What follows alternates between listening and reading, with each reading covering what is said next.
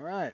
Hello, everyone. Welcome to the 411 Ground and Pound MMA podcast. We are your weekly look into the wide, wacky, wonderful world of mixed martial arts. I'm Robert Winfrey, and I am your host.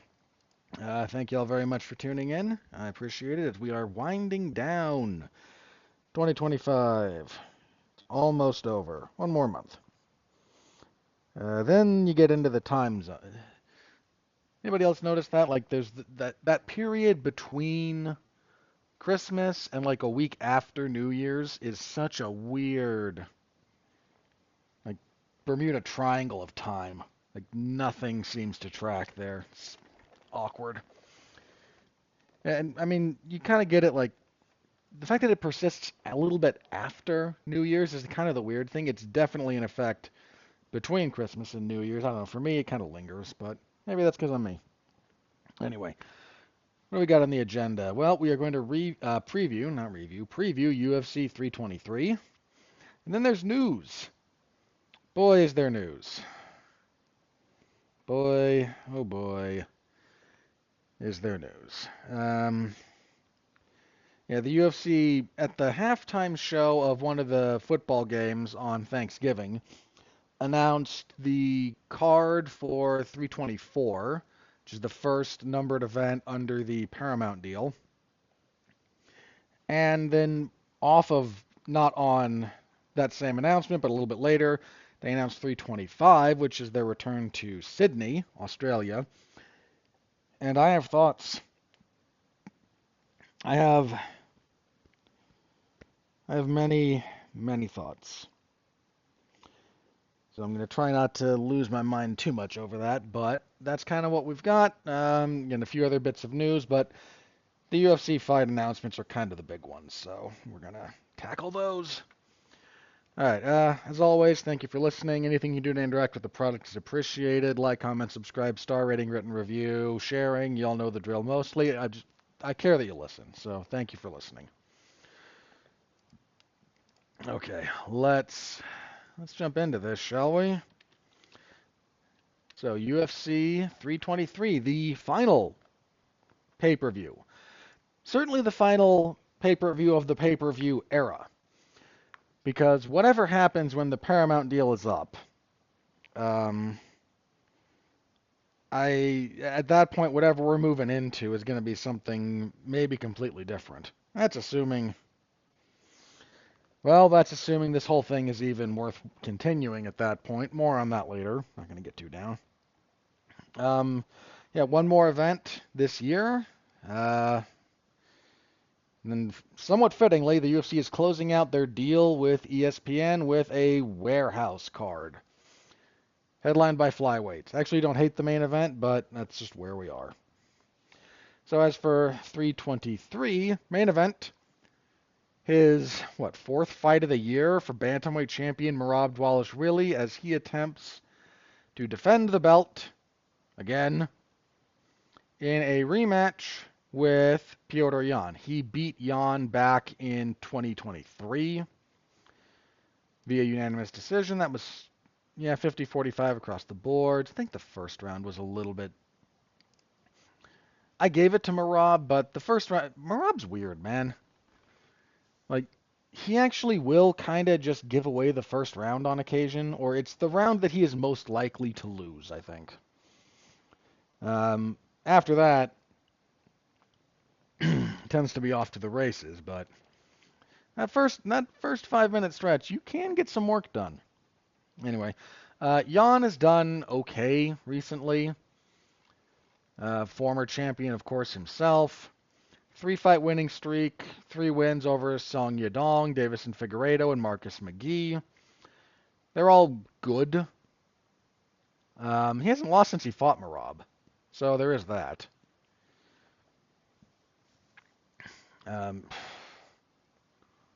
Look, I'm at this point with Merab, okay? I'm not picking against him until he loses. After that, we can start reconsidering, but until that point... Now, that doesn't mean there aren't people who I think can beat him. Yan has the capability of beating him. Umar Nurmagomedov has the capability of beating him. Somebody's going to beat the guy unless he just retires after winning here. assuming he wins here. It's someone will. What? But I am at this point where what I'm going to talk about when I talk about this is like, why might you lean towards Jan? Why might you think Jan could win? And then maybe talk a little bit about why I am not going to go that way. So what do you think about Jan's chances here? There's a few things. He's very fluid on the feet, good stance switching. He's got good boxing. He's got really good boxing, actually. When he chooses to go, he's actually got some pretty dynamic offense.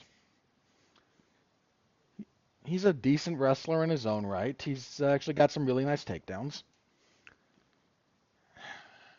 But a lot of his wrestling is predicated on his striking, kind of misdirecting you. He hasn't...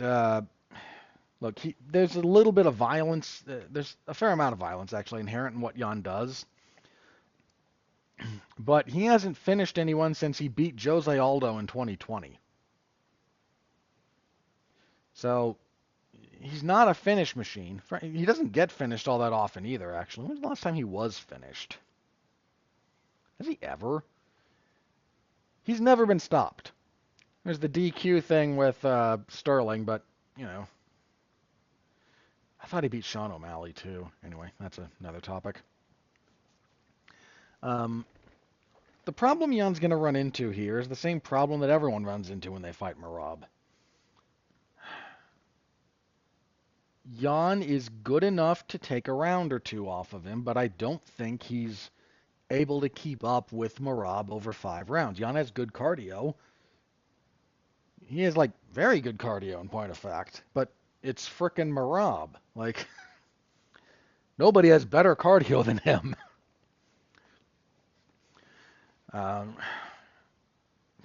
Merab's striking isn't great, but it's going to be enough to get Jan working. Jan's defense, while very good, relies on a high guard. And that's a real dicey proposition against a guy who wants to shoot on you like Merab does. Merab is great about winning rounds. He's great about slowing you down. He's great about getting a decent position and then just killing 2 minutes at a time. Does that twice, he's won a round. And Jan, there's just no beating Merab trying to, like, fight on Merab's terms. If you're going to try and outwork the guy because he's trying to, you're not going to outwork him. And if you try to fight him on his own terms, that's all you're doing, even if you're good at it. Dude, Corey Sandhagen, real good about grip fighting and grip breaking. Real good about being able to, like, stop Merab from doing a lot of damage. But not real great about winning rounds. And you won the first round, but, you know, other than that, like, once Merab starts rolling, even if you're good, even if you know, okay, if you do what everyone does in the positions that Merab puts you in when you're not fighting Merab, you're going to lose. Okay, I'm gonna grip fight, I'm gonna build height, I'm gonna wall walk, I'm gonna spin free. Like, you'll get part of the way through that, maybe. Even if you're really, really good at it.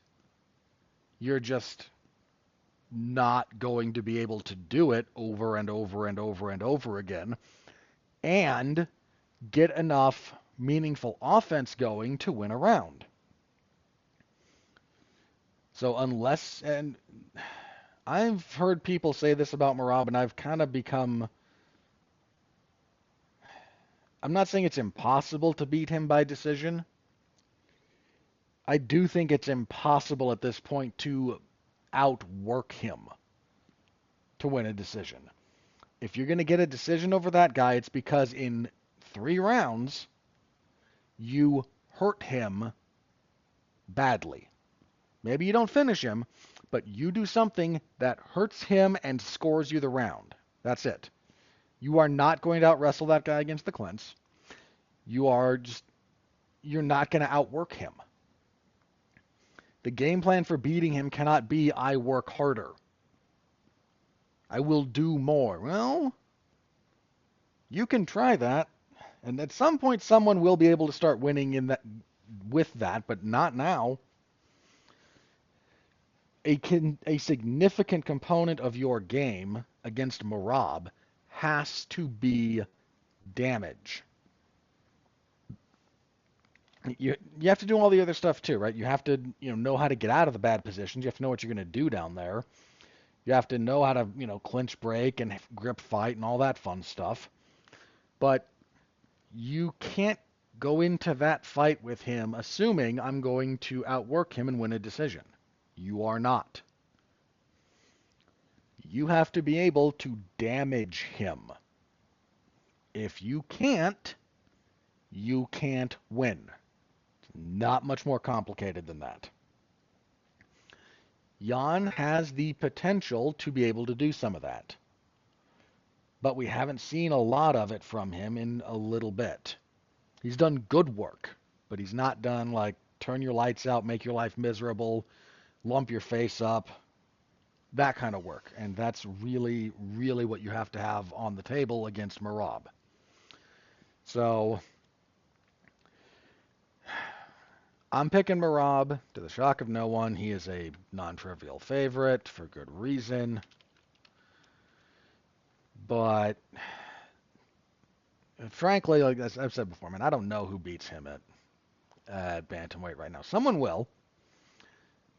And it'll be cool when it does happen, but I find it unlikely that it happens here.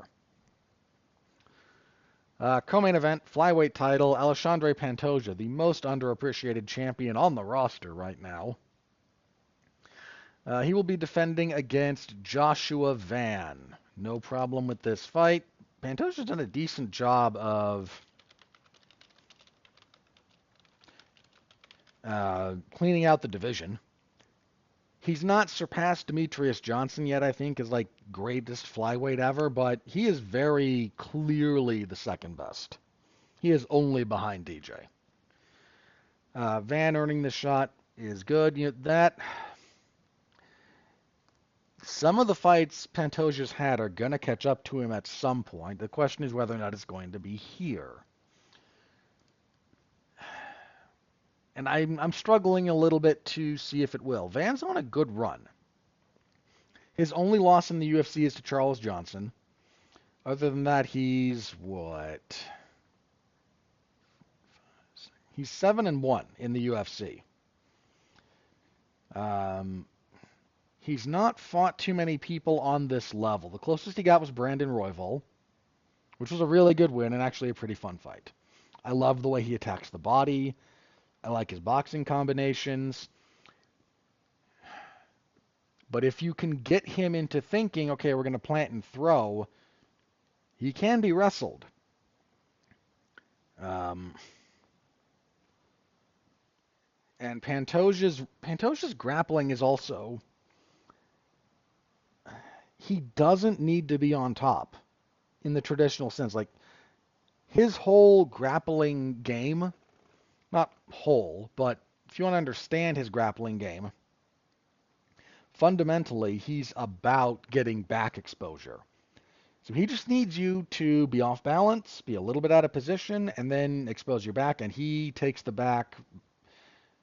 I don't think I can't quite say he's the best back taker in the sport, but he is one of them. He is absolutely one of the best back takers in the sport, and I think Van will give him that. Pantoja's also really gotten better lately. He had a couple of those really war-based fights where he was just dogging it out. But the last few, he's kind of getting really dialed in. He's still got the capability of going to war, but he's fighting a lot smarter. He's focusing a lot more on like proper finishing mechanics. He's becoming a real problem for that division. Yeah, I mean, he's the champion, so he kind of is by default, but I mean, seriously, beating that guy is going to take a serious effort. And I like Van. Van is only 24, whereas Pantoja's, 35. Good grief, 11 years. I think Van is going to be a fixture in this division for a few more years, like near the top, and he might even be champion at some point.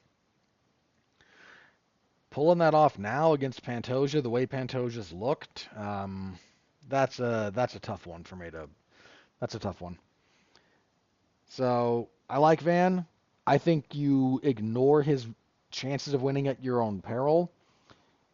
Like I said, he's got good hands. He's got pretty good boxing. He's got good, again, variance to his attacks, but he doesn't seem to have. How do I phrase this? There's a level of power that will like let you knock out guys on the regional scene. Not quite so much when you get to the top level. Van doesn't quite seem to have elite power, which is not the end of the world. He's got good volume and good accuracy, which kind of makes up for some of that. And as I mentioned, the variance, I love his body work. But even when he's going to be able to land on Pantoja, I'm just not completely convinced right now that he's going to be able to, sleep him. It's not impossible. Please don't misunderstand, but as the level of competition has escalated for Van, a chunk of his offensive potency has diminished. It's gone up in other ways. I think he's very aware of this, or at least his coaches are, because instead of trying to knock people out anymore as he went up in level, they got him a lot more on like smarter offensive combination work. So this is not something that's going to blindside them, but I do think that for a guy who needs to have long stretches of punching exchanges to be successful, that's a that's a tough condition to meet against Pantoja. So I'm going with Pantoja, but should be a good fight. That's a good fight.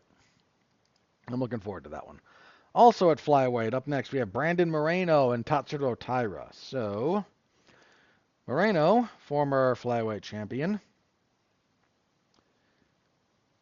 2-fight winning streak, got wins over Amir Albazi and Steve Erceg.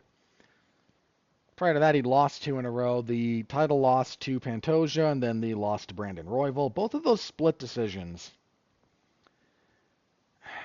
I am not sure that Royval fight should not have been split. Like, Royval had that pretty solidly. Pantoja fight was just wild. So I'm not up in arms over that one being split.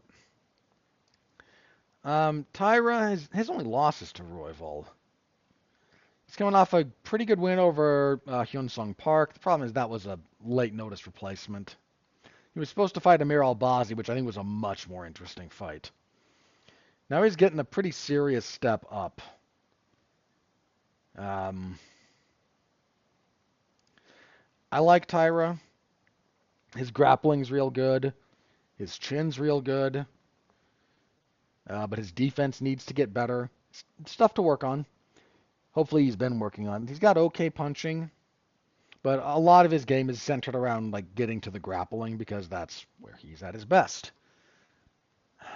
There's the age difference here. Moreno, only 31. Moreno's had a lot of fights, but he got into the UFC pretty early. Taira is only 25.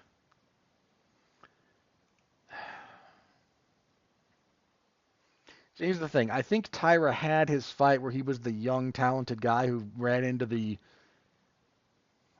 still very good, but more seasoned performer and came up short. And I think that we're running that kind of thing back here. I think this one goes a little bit better. I also have not been super impressed with Moreno's last couple of fights. They've been solid wins, but he has not looked that. Dude, that fight with Pantoja may have taken more out of him than it did out of Pantoja, it turns out. Because, man, that was a war. The odds are with Taira here. Slightly, very slightly, like minus 125. I'm going to agree with that. I'll go with Taira, but some of that's a little bit like wishful Philly on my part. I'm kind of ready for flyweight to like start turning the page.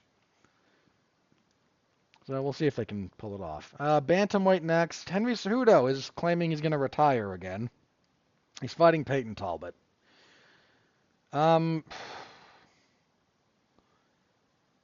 I don't. What would I put on the main card over this? Hang on. If I'm going to make the claim that I'm not sure this should be on the main card, I need to have a solid replacement. You know what? I don't actually have one. Okay. If I can't look at this card and go, this one should be there clearly, then I'm not going to make the argument. I don't love this being on the main card, but the way the rest of this is structured, it's perfectly understandable. So Talbot, have a look at him. Lost back in January to Hani Barcelos. That was his first loss. He rebounded with a decent win over Felipe Lima back in June. Now he's getting certainly the biggest name he's ever fought. Cejudo has not won a fight since 2020 when he beat Dominic Cruz. Since then, he's lost a split decision to Aljamain Sterling. I don't find an argument for him in that fight. He lost a pretty wide 3-round decision to Merab, who just out-wrestled him the whole time, which was kind of funny. And he went to a technical decision with Song Yadong, which he lost back in February.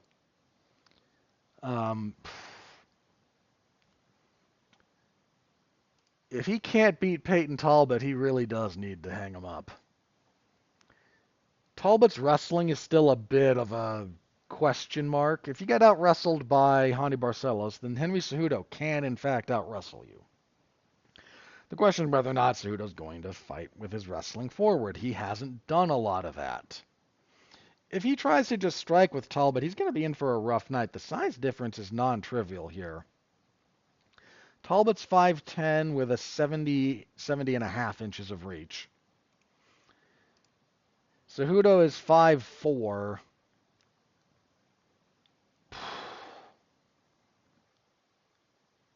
6 inches of reach.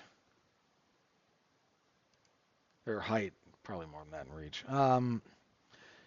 If Cejudo fights to wrestle, I think he can win this. In fact, I know he can. If he tries to have another striking exhibition, he's going to have a tough time. The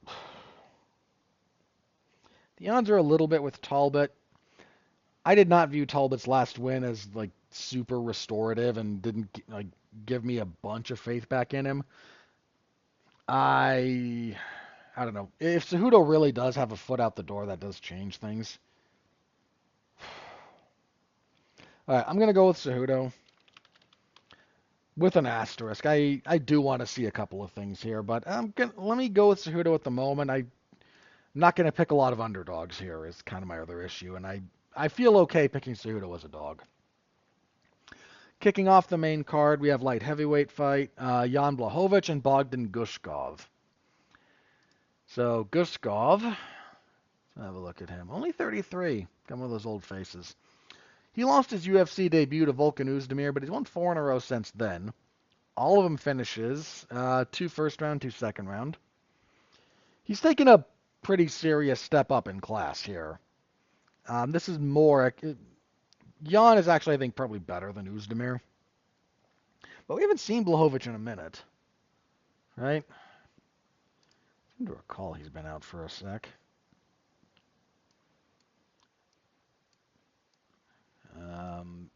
No, he fought, March. He lost to Collars. Lost his decision to Olberg. That wasn't... Boy, that guy's had a bit of a rough go of it. So he loses the light heavyweight belt to Glover in 21. Beats Alexander Rakic when Rakic has the knee injury that kind of derailed him. Closes 22, fighting to a draw with Ankalaev, which... that fight. Such a weird fight. I think I agreed with it being a draw, but it just sucks. Then he fights in July of 23, drops a split decision to Alex Pereira in Pereira's light heavyweight debut. That was tough. Misses all of 24, then fights in March against Olberg and loses. A lackluster fight.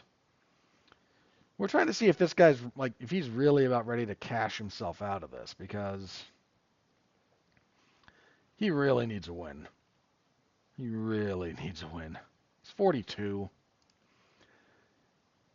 So there's some stuff working against him. However, I don't know. The last time Guskov fought a guy about this good, he lost pretty handily. This may be the last time I pick Jan Blachowicz to win a fight, but I will give him the respect. And I will go with Jan, but if Guskov is, actually peaking and moving up in the world, he could easily take this if he's really like starting to ascend. So that's your last pay-per-view main card. I don't think it's worth $80, but I cover it, so my financial considerations are not the same as everyone else's. All right, on the prelims, lightweight here, Grant Dawson and Manuel Torres. Not a terrible fight. Dawson, 3-fight winning streak. His only UFC loss is to Bobby Green, man. Which was a weird loss. I think it was perfectly legitimate. Green just caught him. But I don't think that fight would go that same way if they fought again. Current 3-fight winning streak is Joe Selecki, Rafa Garcia, and Carlos Diego Ferreira. Let's see. Torres. 5'9". Coming off a win over Drew Dober. He got stopped by Ignacio Bahamondes before that. To get that win over Chris Duncan, that's a win that's aging kind of nicely. A lot of finishes for Torres. Good grief. Has he ever... He's gone the distance once in his entire career. Win or lose. Sheesh. So expect action here. I need this is the kind of fight Dawson wins. So, not too difficult to pick Grant Dawson here. Let's see, moving on. Also at lightweight, this one will probably not go very long. Terrence McKinney and Chris Duncan. So Duncan had a rough start to his UFC run. Lost to Torres. Got a split decision over Omar Morales. Little dicey there. He beat Yanal Ashmuz. Fine. Lost to Manuel Torres. He did not look great in that fight. 3-fight winning streak since then. He guillotined Balaji Oki and Jordan Vucenic. And coming off a decision win over Mateusz Rembeszki. That was the fight of the night. That was a pretty good fight. And McKinney is just kind of kill or be killed.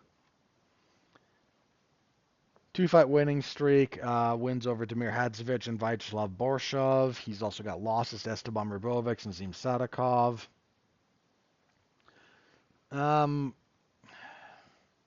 This will be fun for as long as it lasts. I'm going to go with Duncan. I think he's genuinely trying to make a move, and McKinney just kind of does what he does. Women's flyweight next, Macy Barber and Karine Silva. Silva, have a quick look at this. Has only lost in the UFC to Viviane Araújo. She had a decent little winning stretch there. Choked out Poliana Botelho, submitted Ketlin Souza, submitted Marina Moroz, beat Ariane Lipski. Those were solid wins, but Araújo kind of just out-leveled her. Was just a level above. And then her rebound fight from that was Diani Barboza. This feels like Barber's on a good winning streak. I don't think she should have won all those fights, but I don't think she beat Miranda Maverick. I really don't think she beat Maverick. I didn't even think she beat Andrea Lee. But she is on officially a 6-fight winning streak. I think Silva just maybe once again not quite ready for the level that Barber represents, but Barber's been known to slip on banana peels, so who knows on that one. I'm going with Barber, but lightweights, Nazim Sadikov and Faris Ziam. Okay, if there's one fight that I think you could sub out the Cejudo and Talbot fight for, it's this one. This is a really good fight. Sadikov has only lost once professionally. That was his professional debut. He was actually undefeated at lightweight because that was a catchweight.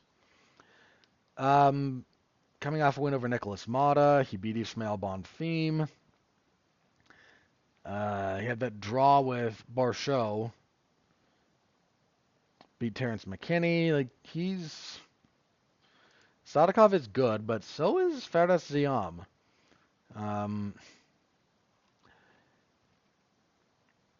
Ziam did lose to Terrence McKinney, but I don't play MMA math with this stuff.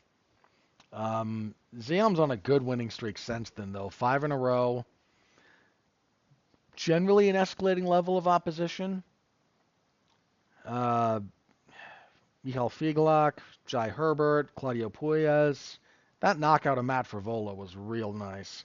Coming off a really good win over Mike Davis. Sadikov does, I think, represent a slightly different level for Ziam than he's fought before, but you got two young guys, both on the rise, both dynamic fighters. I think this will be very good. I'm a slightly bigger believer in Ziam than I am in Sadikov, but this borders on being a coin flip. It should be a really good fight. On the prelims, Marvin Vettori and Bruno Ferreira. Okay. That's a thing we can do, I guess. Odds are kind of in pick'em territory. Here's the thing, man. If Bruno Ferreira can't hurt you and get you out of there, I don't think he wins all that reliably. And Marvin Vettori has an impenetrable chin thus far, so I'm not super. I'm not.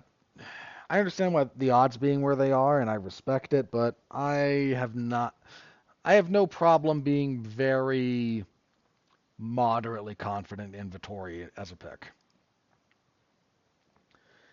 Lightweight next, Edson Barboza and Jalen Turner. Jalen Turner unretiring. Barboza, bless him, is 39 years old.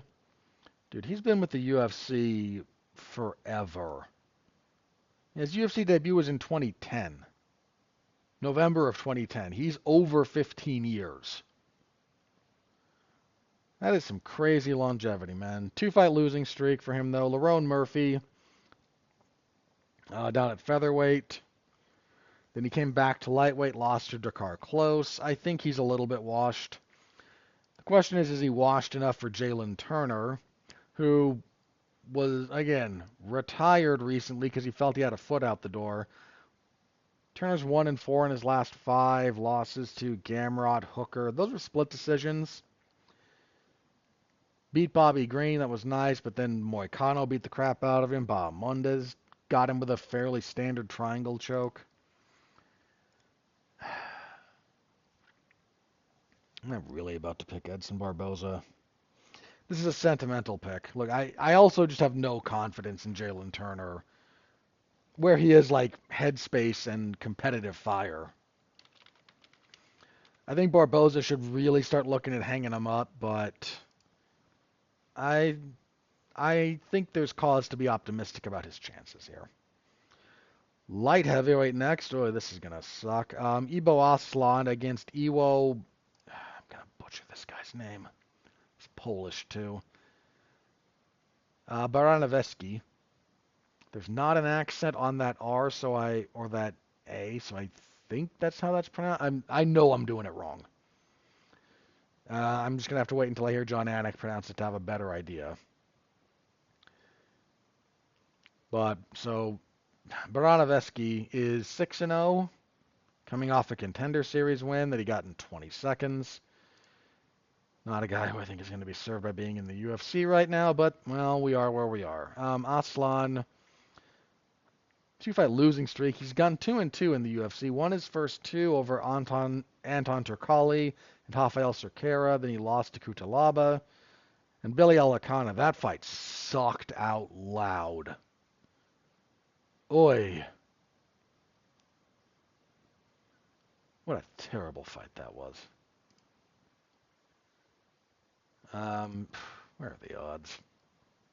Odds are with Ewo. I'm gonna just call him that until I know better. I will respect that. Again, I have not been super sold on Aslan, and another guy who I think probably got to the UFC too early for his like proper development. Middleweights, Mansour Abdul Malek and Antonio Trocoli. This is kind of a gimme for Abdul Malek because I don't pick Trocoli to win fights.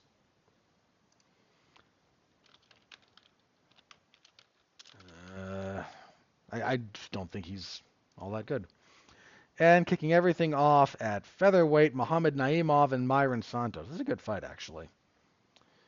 Naimov has done some pretty solid work in the UFC overall, unless I'm misremembering. No, he has.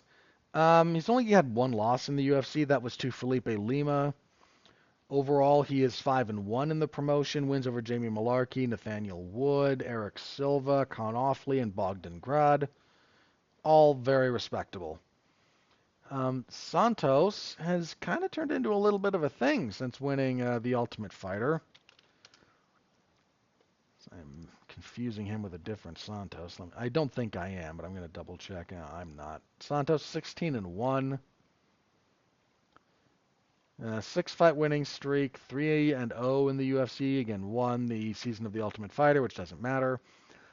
Got a split decision over Francis Marshall. I was okay with that. Beat Sadiq Youssef. That was a good win. Naimov's going to be a tough fight for him, as Naimov is a real dedicated wrestler. But the odds are with Santos. Let me asterisk this one. I'll go with the odds for the sake of something now, but I got to double check something on those two guys.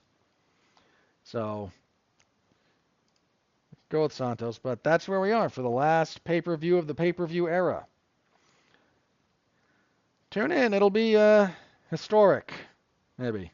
Who knows? I mean, it will be historic by virtue of it being a historically significant event, even if all of the fights suck, and I don't think all the fights are going to suck.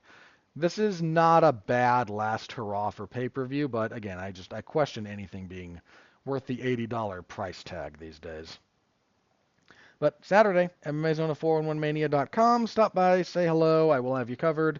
Y'all know where to find me. I'm there pretty much every Saturday. Not this last Saturday. That was in the Wrestling Zone. Ooh, and Survivor Series, which, ooh. I'm exaggerating a little bit, but I did not enjoy that card. That event. Anyway, let's move on. So let's talk about Tom Aspinall, who posted a medical update. Yeah, it's not exactly heartening. He dealt with like I think some minor orbital fracturing. Nothing too serious there. He also developed bilateral Brown syndrome, which is not a good thing. For those of you who don't know, Brown syndrome is usually an issue of the muscle tendon, usually the oblique muscle tendon around the eye. It stops your eye from being able to look inward, so toward your nose. So again, when we say inward in this case, it's either eye, but when it tries to go across from wherever it's oriented, so like toward your nose, so towards the other side of your body, and up. It doesn't, your eye just, it's a messing with the tendon that moves your eyeball around. That's bad. That's actually really bad. To the surprise of no one. Golly. Hopefully he can get this addressed.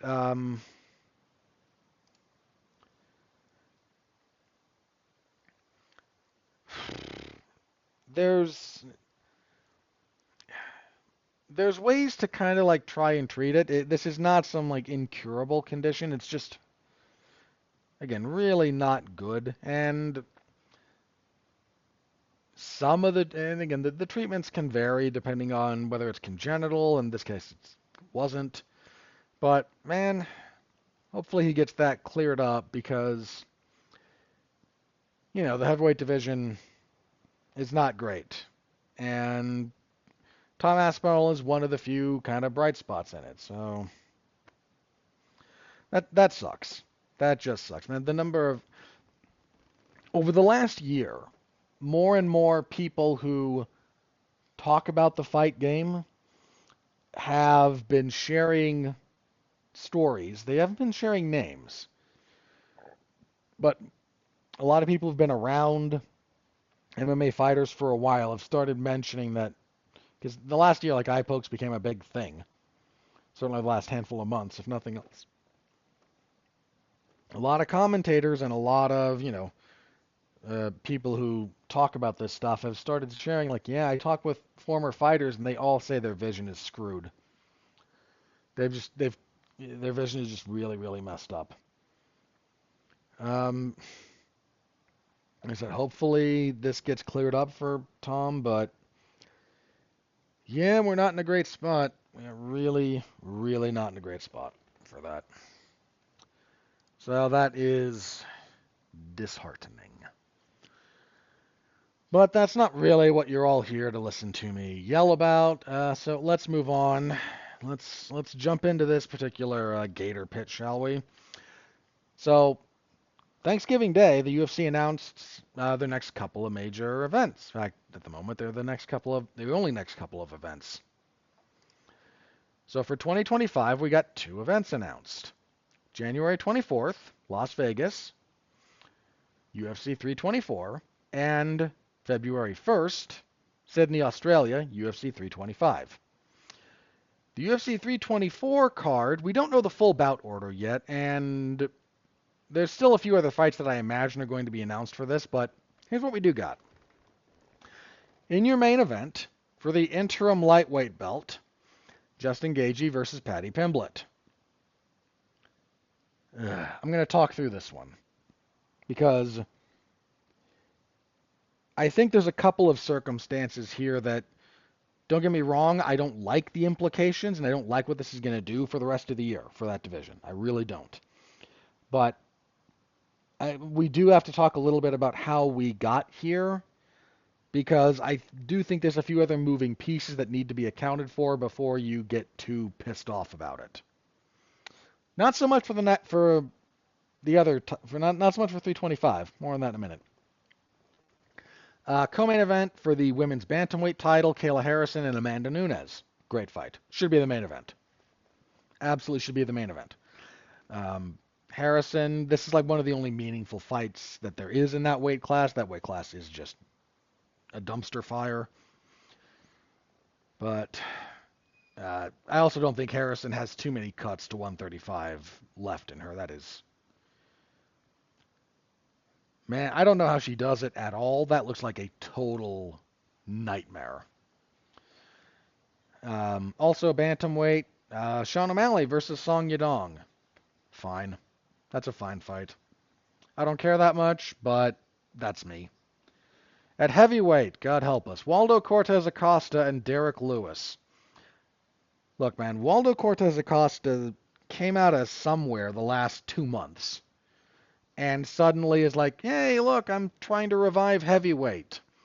My man, I have watched your entire UFC career. 90% of your fights suck out loud. Oh, but he knocked out the last two. He shouldn't have gotten that win over Ante D'Elia, but that was an officiating thing. And oh, he knocked out Shamil Gaziev on short notice. I respect the short notice. But Shamil Gaziev is not that good. And Derek Lewis is kind of on the way out, but there's a non-trivial chance this fight looks like Derek Lewis versus Francis Ngannou. And that fight was, in fact, terrible. If not for CM Punk and Mike Jackson, Lewis and Ngannou was the worst fight that year. Ugh. You're flirting with disaster here, mom, guys. You just are. Arnold Allen versus John Silva. Good fight. No complaints about that one. Alexa Grasso and Rose Namajunas. Whatever. Rose Namajunas at flyweight has been kind of a bust from where I sit. Grasso had her shining moment, but man, she has not maintained. She should have lost that second Shevchenko fight. She definitely lost the third. Didn't she lose after that too? I I feel like she's either that or she got a really unimpressive win. No, she lost to Natalia Silva. Right. She hasn't won since March of 23 when she got the belt. Um, Again, I don't care about that fight, but other people will, and I don't begrudge them that. Really good fight next, actually. Bantamweight, Umar Nurmagomedov and Davison Figueiredo. Yes, please. That'll be good. Not a lot of reason to pick against Umar there, but that should be a good fight. That'll get Umar back into the title picture with a win. And at middleweight, Ateba Gautier and Andre Pulayev. This is a gimme for Gautier, who they're just trying to build up. But he's been killing people, so I'll take another squash match. No more after this one. After this, let's get him something more competitive. But I think he can get away with one more. This is the last one of those they can get away with. And apparently on this card also, Nikita Krylov and Modestas Bukauskas that no one cares about. So, on balance, I think that's a fine event. Individual mileage is going to vary across a few different of those fights. Like I said, there's a few of those I don't care about personally. But there's very few of those that make me recoil. I'm probably going to wind up recoiling at Cortez Acosta and Lewis when it's all said and done, but dude, if Cortez Acosta wins there, he's going to be fighting for the interim belt, depending on on Tom Aspinall's recovery. Unless his fight with Lewis is again another Lewis and Ngannou situation, which I'm hoping for just because it will amuse me. So, here's the problem with the main event. Gaethje and Pimblett, neither of them should be fighting for the interim belt. Now, I mentioned there's a few moving pieces that need to be talked about here, so here's my rough guesstimate of what happened. First of all, the UFC is still not happy with Arman Tsarukyan. Clearly. So they're not going to go out of their way to give him any kind of treatment, even though he is unequivocally the number one contender. I think part of the plan was have him fight in November.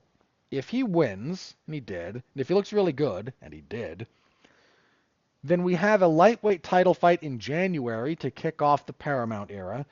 Those two are then not far apart in terms of the timing and the scheduling, so the next fight can then be Arman for the belt, theoretically. This got complicated with Ilia Topuria.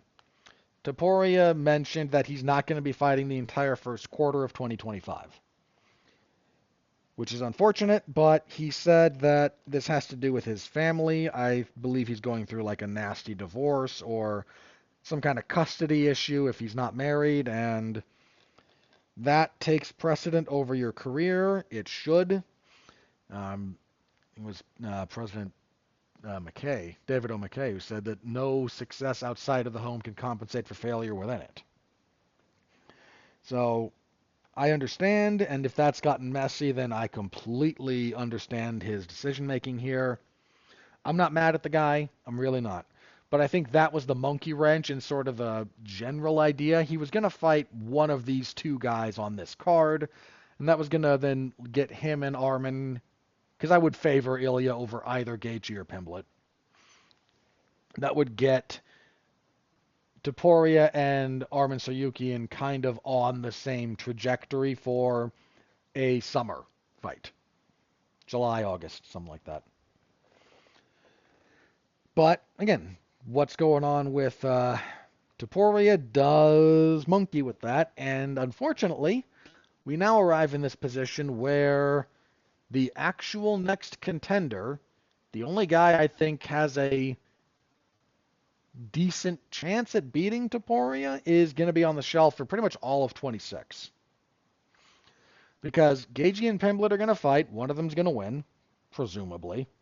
It'd be hilarious if they didn't, but presumably one of them will win. Then they're going to fight Ilia.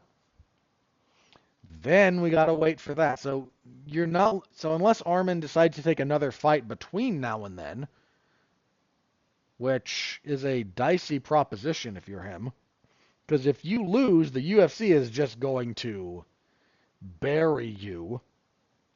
They don't like you already, they will just bury you. And it's hard to get a better win than he got over Dan Hooker. Like, he kind of mowed through Hooker. So, he's in a tough spot. I don't hate the fight between Gaethje and Pimblett. I hate that it's for an interim belt, and I hate what that's going to do to this division for pretty much all of 2026. I don't like any of it. I don't like any of the trickle-down effects, any of the consequences of what's going on here. That's what I don't like. I really don't like it. That being said, as I mentioned, I think you can kind of understand a little bit the mechanisms in play here with Topuria not being available. If Topuria was available, that changes everything. He's fighting one of those two guys, and then that should line up him and Arman. Should. But the situation is what it is. I still would have rather seen Arman fight one of these two guys for the interim belt. But I don't know.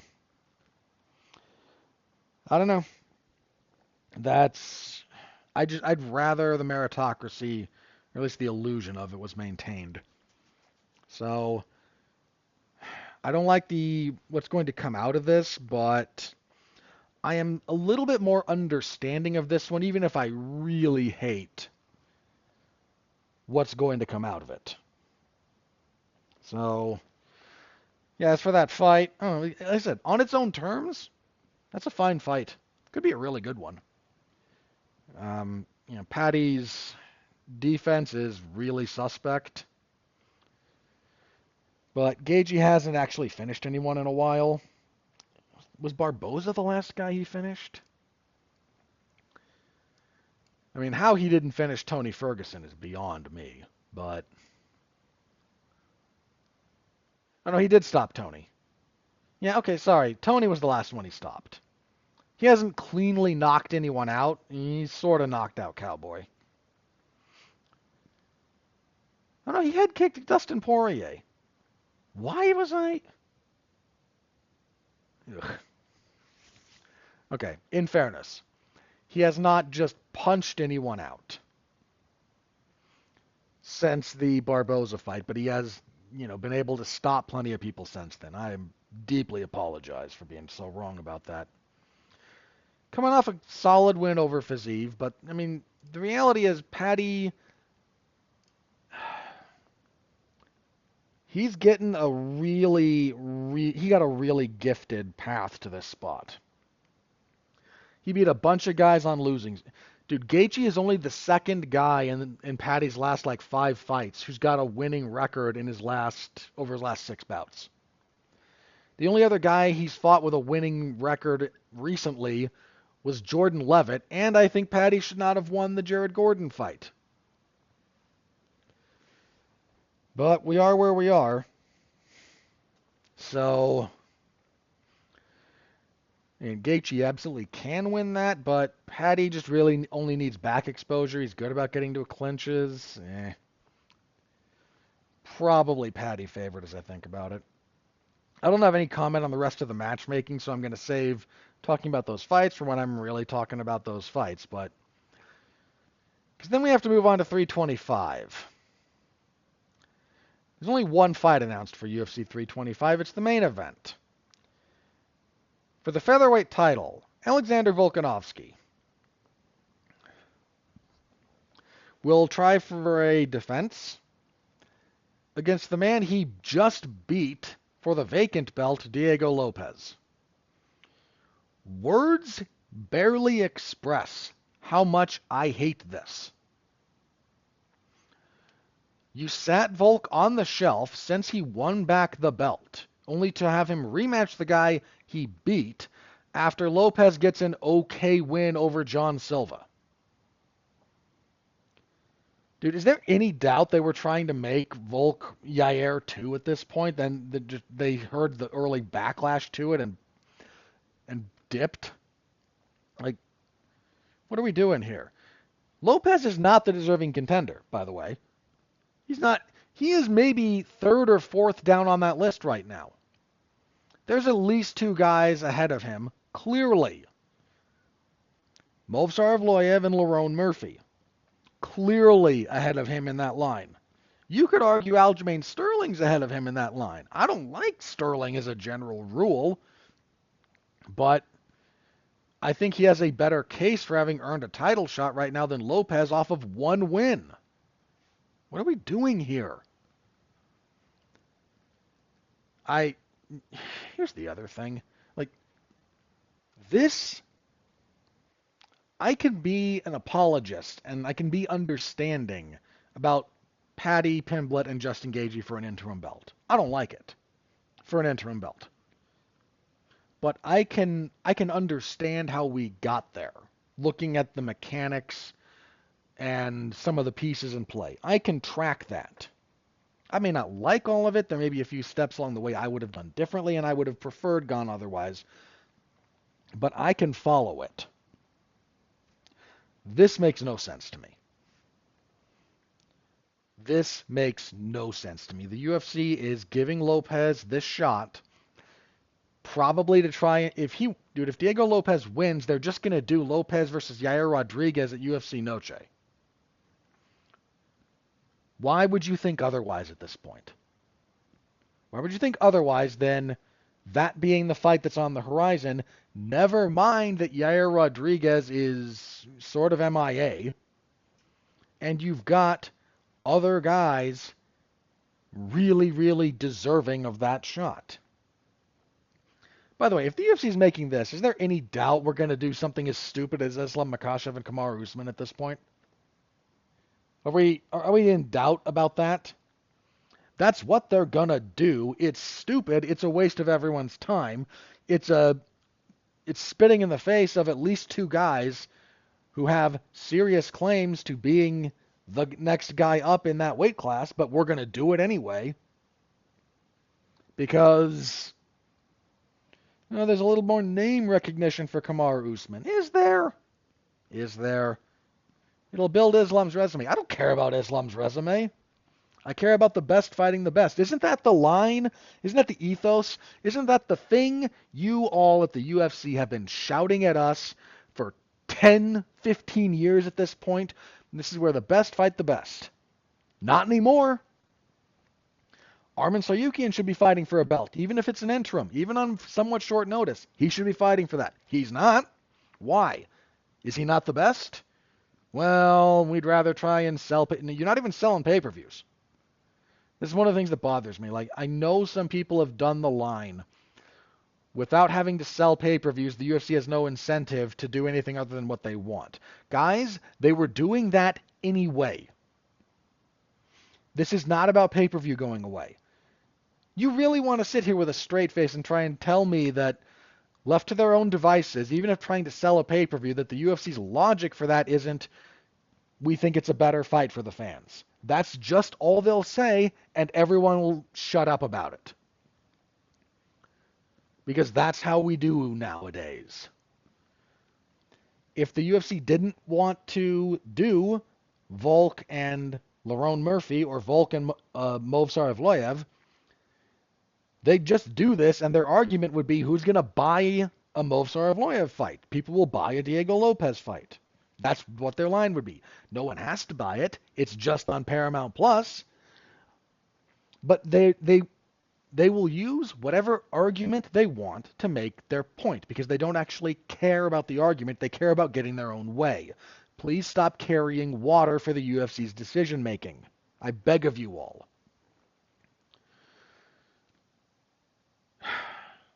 So I hate this fight. I've already seen it. I don't want to see it again. It wasn't bad the first time, but I don't need to see it again. Diego Lopez hasn't earned it. But he got such a great reaction for the Silva fight. I don't care. I am not interested in who's most popular. I'm interested in who's the best. That's supposed to be the UFC ethos, is it not? There's a giant campaign right now, a political campaign, back from the UFC, from TKO, going, boxing is broken. Let us fix it. Like this? by ignoring deserving contenders. This is the entire reason that part of the Ollie Act is in fact in place, that according to independent sanctioning bodies, you can't screw over someone who has earned a title shot. I get the sanctioning body. I get that those have problems. I really do. I am not out here saying that is the be-all, end-all perfect solution. I don't think it is. I think it was there for a reason because every promoter under the sun was screwing over someone they didn't like or didn't want around, even if they were the best, because we don't want to do business with him. He's blackballed, like Muhammad Ali was, or we think he's boring, and I don't care how many fights in a row he's won. I'd rather see whatever. I understand you need a little bit of flexibility here, okay? I really do. But we cannot get to the point where we are ignoring the meritocracy. And that's all this is. Make no mistake about it. There is not a single legitimate meritocratic argument for Diego Lopez fighting for this belt. None. Absolutely none. There is no argument for him leapfrogging Lerone Murphy. There's no argument for him leapfrogging Movsar Evloev. There's not really an argument for him leapfrogging Aljamain Sterling. Yet here we are. Why? Because it's what the UFC wants. You know what I want? I want Volk to win. I usually do, but I want him to win. I want him to retire. Throw that belt at the UFC, say this doesn't mean anything, and walk out. You have sullied his legacy. This is the kind of stuff that does, in fact, sully legacies, believe it or not. Because in 5 years, we're going to look back on Volk's run, and people are just going to go, wait, so he beat, old man Korean Zombie? And Brian Ortega and was, And then he beat Diego Lopez twice? Why was Lopez in that second fight? And you're going to downgrade maybe the best featherweight ever. I think purely on skill, the best featherweight ever. Greatness, that's got a few other iffy components to it. I still think Jose Aldo might have the top spot there, but dude, when you're arguing like it's Volk, Max, or Aldo, and what order you put those in can largely come down to just personal preference. Like, this is one of the greatest of all time in that weight class, bar none. This is one of the pound-for-pound best guys of all time. Man, his only featherweight loss ever is Ilia Topuria. That's it. His only losses at lightweight are to Islam Makhachev. Can we just take him? He beat Max 3 times. Sorry, I'll wind up just singing Volk's praises if I go down this rabbit hole. But this fight sucks. I mean, the action will probably be acceptable. But everything about this fight, everything this fight represents, everything about the matchmaking that went into this, everything about the decision-making process that went into this, everything about what it says going forward about the UFC product sucks. Every single thing. You want to sit out there and tout that this is where the best fight the best, not like boxing. At this point, pardon my language, bullshit. You don't get to say that anymore. Ever. This is a reputational stain that is the culmination of a long time of this coming. You don't get to say that anymore. You have lost the credibility to try and tout your meritocracy. You're done. The reaction to this has been pretty bad. Again, you got a few people kind of carrying water for the UFC because I think the fight will be better.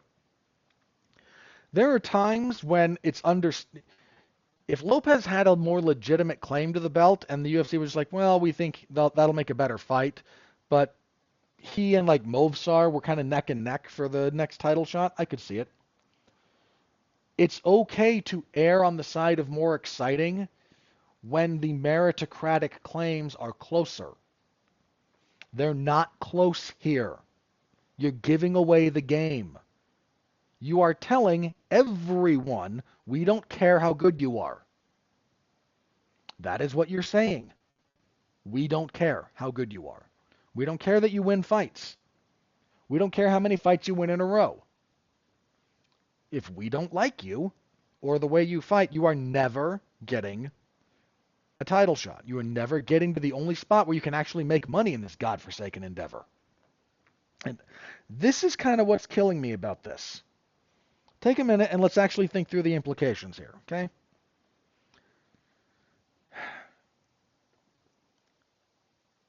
Talent recruitment into MMA is in a bad spot. Not just in the United States, worldwide. It's not death spiral, but it's not in a good spot, okay? Let's be honest about that. Might change in the future. This is not me saying we have entered some inevitable point of, again, death spiral. I'm not saying that. But let's be honest, please. Talent recruitment into MMA right now, worldwide, is not very good. There's a number of reasons for that. A lot of it has to do with money.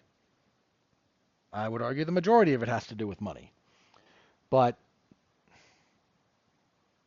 there's a lot of people who might consider this path that are having to look at, okay, money to injury load to quality of life. Dana White's been, the soundbite's been recircling, and Dana White made the point again, this is not a career, it's an opportunity. It's an opportunity for what? You want to know why boxing tends to have such a high participatory rate? Partially it has a robust amateur system. Here's the other thing about professional boxing.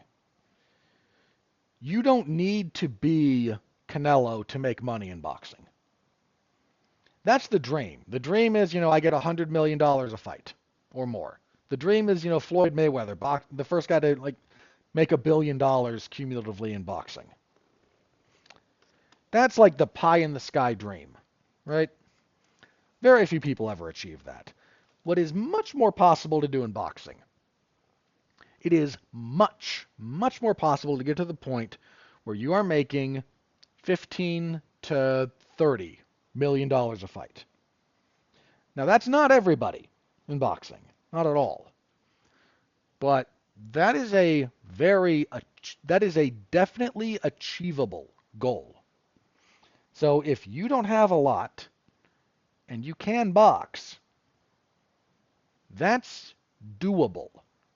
Life-changing money in the sport of boxing is doable, and if you're really good, generational life-changing money is potentially on the table. That draws a lot of people in.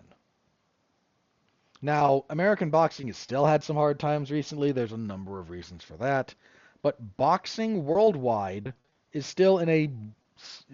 It has ups and downs, but business-wise right now it's in kind of a rough spot. But, again, participatory-wise, looking to the future-wise in boxing, you're not super worried about that. There's a lot of talent there. It is not true that it is achievable of getting $15 to $30 million a fight in the UFC. I don't think no one's ever made that for one fight in the UFC. The vast majority of people in the UFC don't make that in their cumulative in their entire careers. That's just the reality. If you're thinking about pursuing mixed martial arts as, again, kind of a career path, you just have to look at that and go, okay, so my first fight in the UFC, I'm going to be 12-12.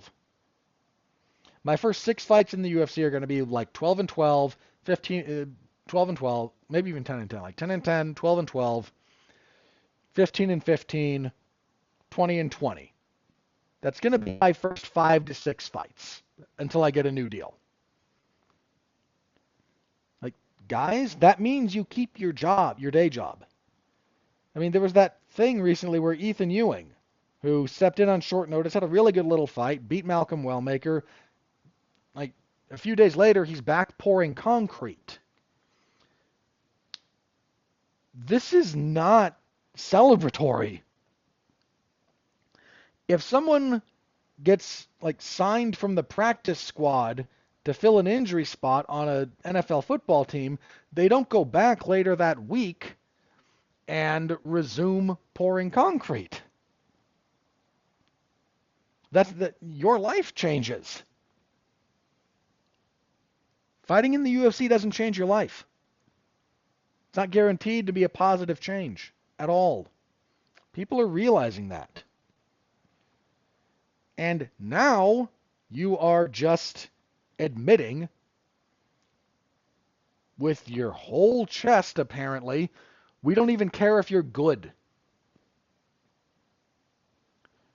Maybe you didn't have to be a promotional darling in the UFC, but the reality was that there was at least the understanding that there was a degree of the meritocracy that had to be upheld, and if you were good enough, you could fight for the belt, and you can only really make money in this sport if you are a champion. Even that is really up for debate, especially now that pay-per-views are ending. There's a lot of deals that are going to have to be sort of reconfigured, but that's another topic.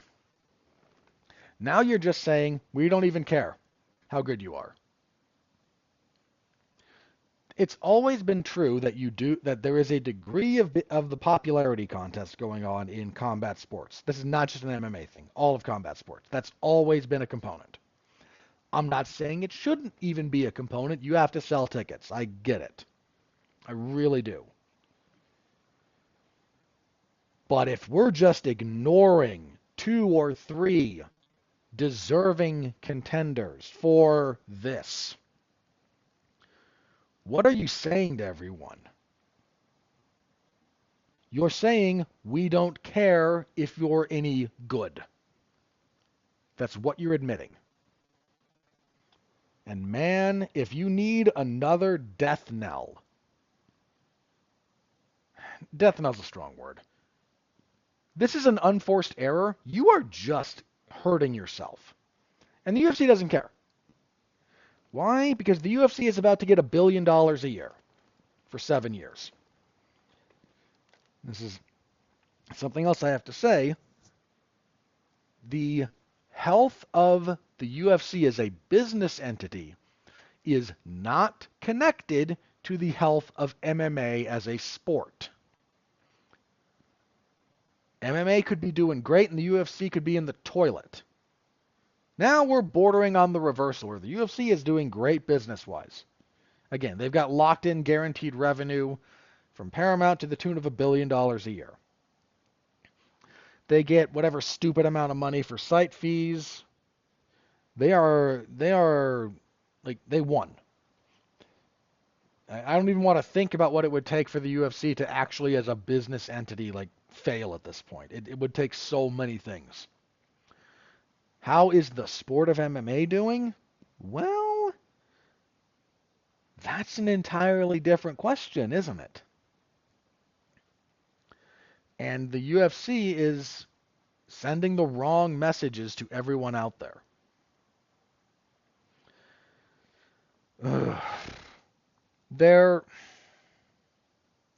Look, WWE has kind of a similar problem. Now, there's a couple of very important differences. And they need to be addressed up front if I'm going to try and make some of these comparisons. Because they're both owned by TKO at this point, and Mark Shapiro is just, hey, do whatever we think will squeeze the most out of site fees. But here's why it's less of an issue for WWE. There's a few things here. One, WWE is entertainment. It is a live performance. It is not a competition. So the whole meritocracy argument there is very, very, very, very, very different. To be good at pro wrestling is not to have a bunch of wins. So the meritocracy is different in the landscape of professional wrestling. And in fact, includes inherent within itself how popular you are. Unless you're someone that the office doesn't like, but, well, that's another discussion. But some of those considerations are a little bit different, too. Because professional wrestling is performance art, it will attract people based on the desire to participate in art. That's a different group and a different pitch than come suffer brain damage, unreasonable injury load in training for MMA. Not that there's not injury loads and not there's not head trauma in professional wrestling, but they're not the same. They are both bad. They can both have serious injuries. I am not pretending that the physical risks aren't real. But man, you take a boatload of, there's a lot of injury load you absorb in MMA. That's just different. Because so much else that goes into it. Anyway, not comparing them in like difficulty level and load on the human anatomy, because you're also asking some very different things of your body in both of those cases. So there's that. And third, and this is the big one, WWE pays well. Like, if you're on the main roster, so Raw or SmackDown, I think the minimum there is like 200 grand a year. A little more than that, probably. That's just your contract, mind you. That's not merchandise, which you also get paid for.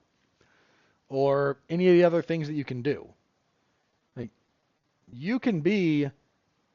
I mean, the joke is like, there was a thing when some of the numbers came out. Like, so Carlito, who's not with the WWE anymore, but he was for a while, like, he shows up like briefly on Raw to kind of do a spot, spends a lot of time in catering, and gets to point and laugh at 80% of the UFC's roster and how much they're making.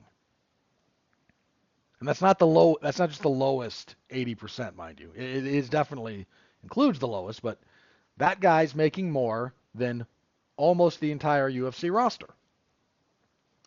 So what do you think the guys who are like actually excelling are doing? They're making a lot of money, relatively speaking. So WWE has a different injury load that's maybe not quite as strenuous, is attracting a different crowd, and pays really well. They still have problems. I'm not in love with a lot of the current direction of WWE at the moment, but they are largely set up, and they're not completely insulated from some of those problems, but they're also very, very cognizant of the problems that they might run into. It's sort of why they're set up the way they are. It's why they've got the Performance Center. It's why they have kind of a live and let live mentality with other wrestling promotions. They're not trying to scoop up stuff like... They've got a bit of a working relationship with TNA at the moment, but they're not trying to buy them, best of my knowledge. They're happy to let them exist. They're not trying to buy up Ring of Honor. I mean, that was already bought by Tony Khan, but, they're not going to buy CZW. I think they're still in operation. Or Deadlock Pro Wrestling, or Rev Pro, or like any of these other places. They're happy to let them exist. They're very happy to just let those be. Let that be another place that helps develop talent. And is also a place to go for a lot of guys that, maybe aren't so talented, but it's somewhere for them to go. And the pro wrestling ecosystem, like, it was actually in a bad spot about 15 years ago. It was in a really bad spot. It's kind of rebounded since then. It's in a better spot now and sort of healing up. But, I mean, that's also kind of why, like, they don't make a big deal out of AEW. People have come from AEW to WWE. People have gone from WWE to AEW. Like, there's going to be a little bit more back and forth because, and frankly, I think that's healthier. It's a good spot for... It's better for the business to have viable options to one monolith.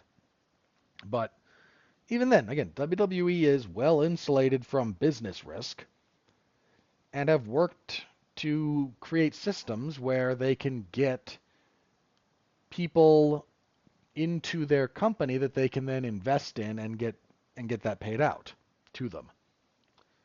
It doesn't always work. Prospect mining in wrestling and combat sports is very difficult, but it can be done, and that's kind of what they're doing. UFC is the MMA ecosystem took a lot of major hits. The notion that the UFC can just throw performance institutes into different places and that will help, that will solve their problems is wrong. It will help. It's not a bad thing to have those. But there's a performance institute in Shanghai. Okay, I'm glad. That doesn't fix the problem of trying to get people in. There's been one in Mexico for a while. Hey, remember when Mexican MMA was going to take over? Yeah, how'd that go? And now, in addition to everything, the UFC is just like throwing more weight onto this. I have seen this story before, guys. I've seen what happens when you start abandoning the meritocracy. This is what boxing did to itself.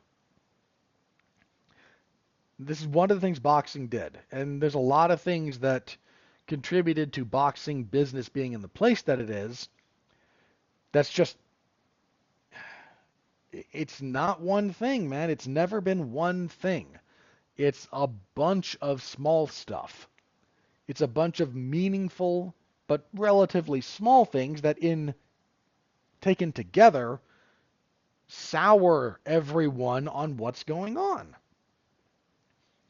And now the UFC is doing it to themselves. This is the organization that wants to try and save boxing, you absolute liars. You two-faced politician hypocrites. We'll save boxing. What are you doing for MMA? Well, the UFC, I didn't ask about the UFC. I asked about how's the sport doing. Didn't you just leapfrog like 2 or 3 deserving contenders for a promotional darling? For no other reason than because he's a promotional darling? Aren't you currently kind of screwing over the guy who should be fighting for the belt at lightweight? Why? I don't know. We don't like him. He missed weight that one time. Yeah, he did. And you kept him out for almost the entire rest of that year. And you stuck him on a ESPN Plus card early in the morning in the Middle East.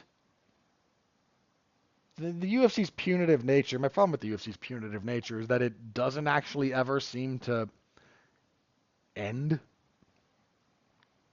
Like, you wanted to make Arman, like, jump through a hoop or two after the way that title fight with Islam Makhachev was handled. I am not unsympathetic to that. But at this point, what are we doing? You're just holding the guy down to hold him down.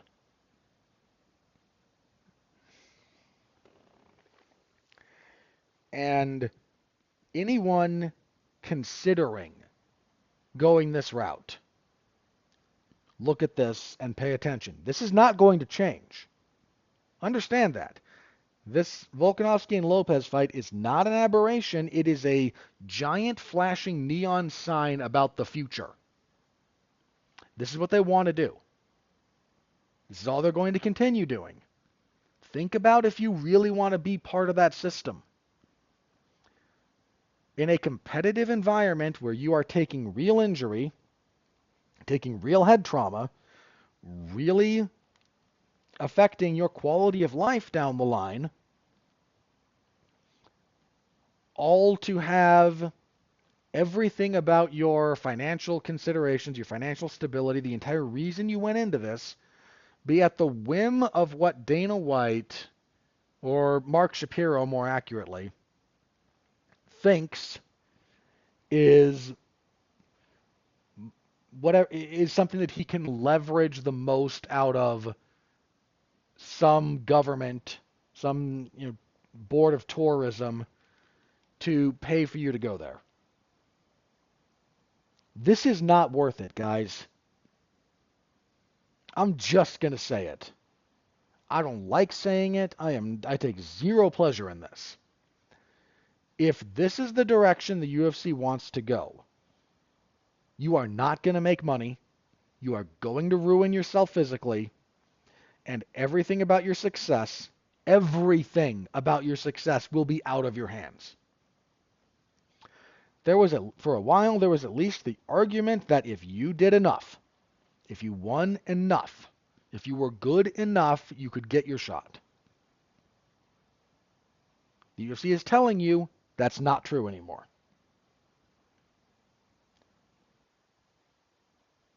If that's not true, we may as well start fixing fights and just turn this into pro wrestling.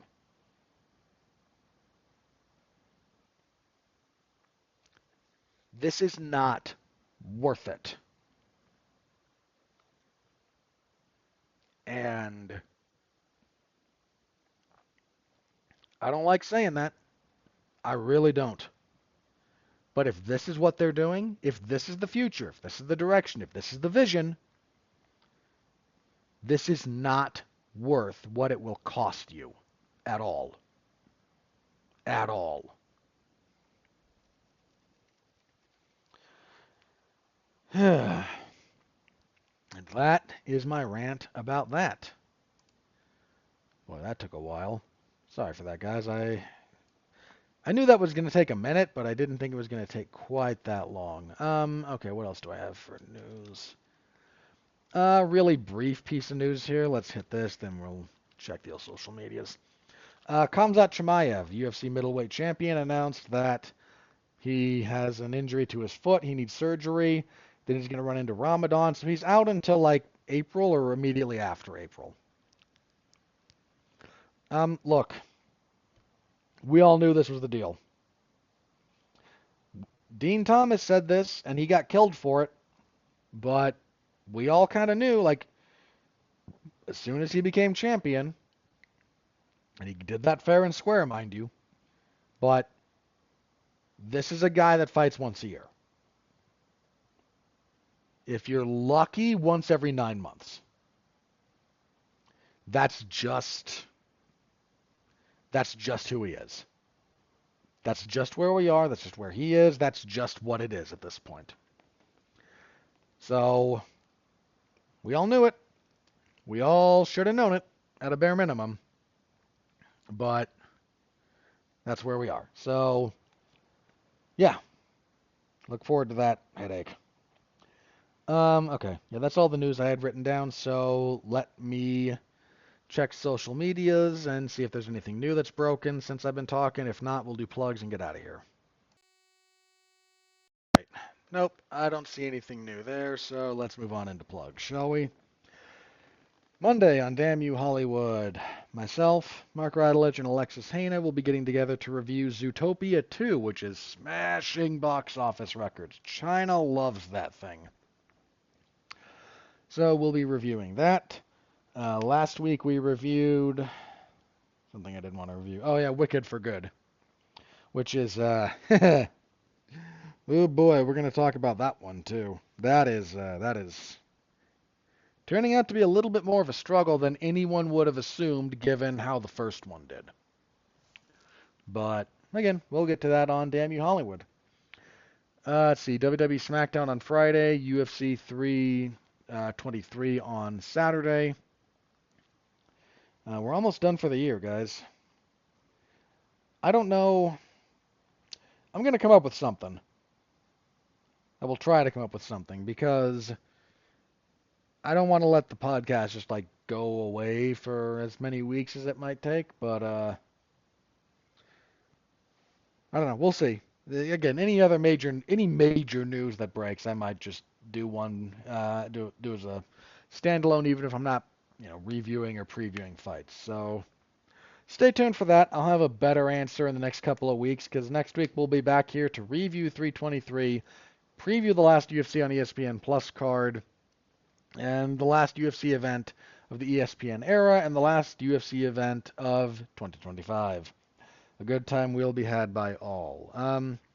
See, also on my front last week, I mentioned already, I covered WWE Survivor Series 2025.